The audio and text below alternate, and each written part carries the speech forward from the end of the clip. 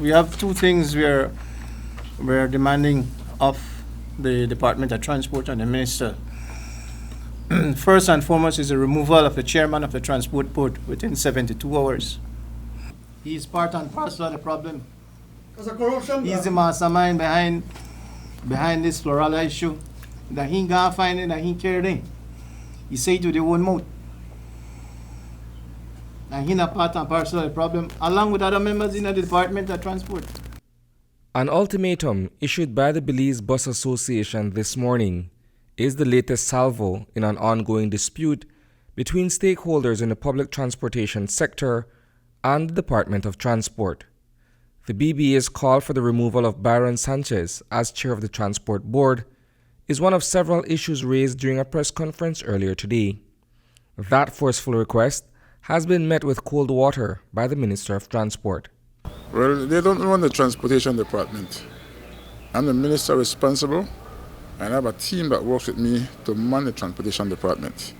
And I was given a mandate by Plan Belize, by the Cabinet of the country, and by the study by IDB to improve the bus industry over a period of time.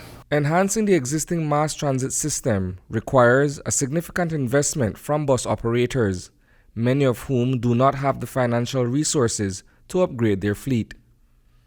Ewart Metzen, Secretary of the Belize Bus Association, says that a memorandum of understanding has been entered into between the Department of Transport and the National Bank of Belize.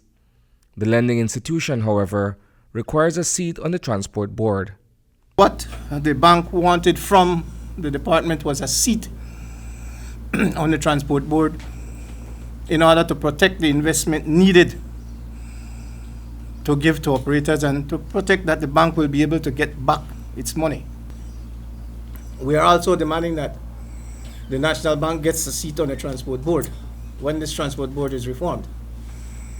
This will also give the security to bus operators, and it will also give the other banking and lending institution in this country a peace of mind, knowing that there is someone from the banking industry that sits on that board to protect the investments being made by our local banks. According to Transport Minister Rodwell Ferguson, the upgrading of buses should have commenced at the end of last year. An extension has since been granted considering the financial state of the industry. Initially, I told them I want to see the transformation begin in December of 2022.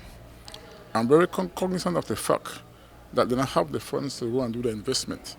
So I have now rolled out that by the end of 2024, all buses right now must be changed, and there's a tier system. We have the economy one, where I think you can have your bus up to 20 years. We have the premier one, you can have a bus up to 10 years, and you have the village one, you can have a bus up to 25 years. So even if you get one economy one, and you buy a 2015 bus, by 2020, that bus no longer should be on the roads of Belize. The Ministry of Transport has rescinded permits that were granted to several operators whose fleets include buses that are no longer roadworthy. On the other hand, the president of the Belize Bus Association is also challenging government to put in place the necessary infrastructure to complement the pending requirements. They said they want to upgrade. I have a document here that I sent to them. And this document says we were asking for, we were talking about the high rise in fuel. We were talking about better terminals. We were talking about bus stops. At the end of the day, he's giving us a mandate.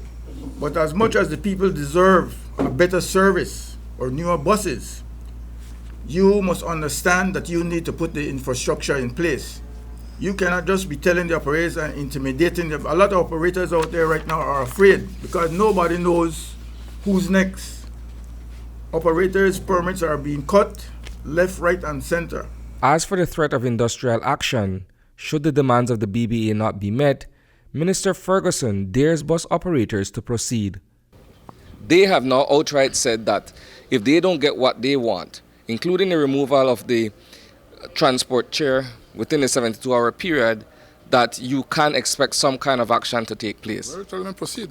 That is the right of the Belize, and tell them to proceed. We have replacement buses if they want to do that. So tell them to proceed. Reporting for News 5, I am Isani Cayetano.